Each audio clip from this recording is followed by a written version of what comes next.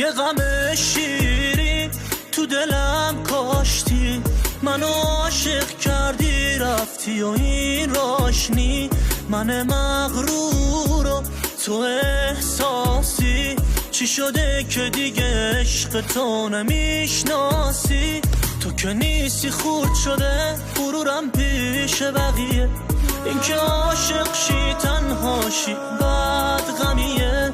تو صدام یه غمه نبوده تو کمه، بعد تو خشک و بی احساس شدم با همه.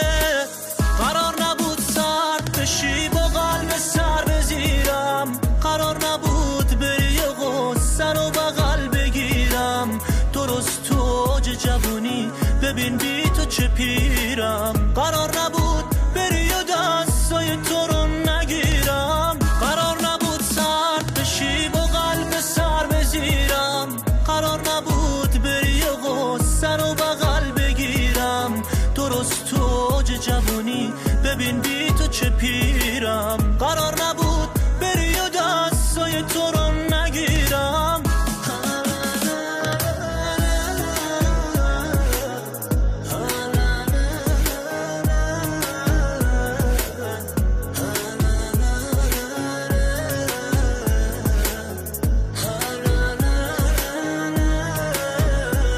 دیگه جونی نمونده تو تنم، باورم نمیشه که این منم. هر جا میرم ازت حرف میزنم، هر جا میرم ازت حرف میزنم.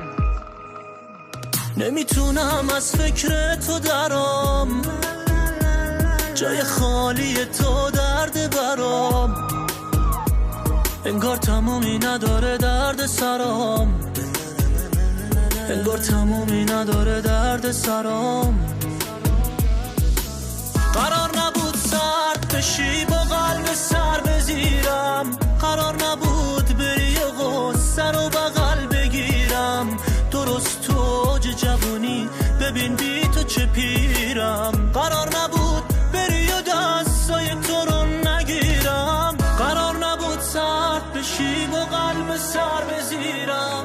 قرار نبود بری و غصه رو بغل بگیرم. درست تو اوج جوانی ببین بی تو چه پیرم. احمد صفایی، تنظیم امیر حیدری.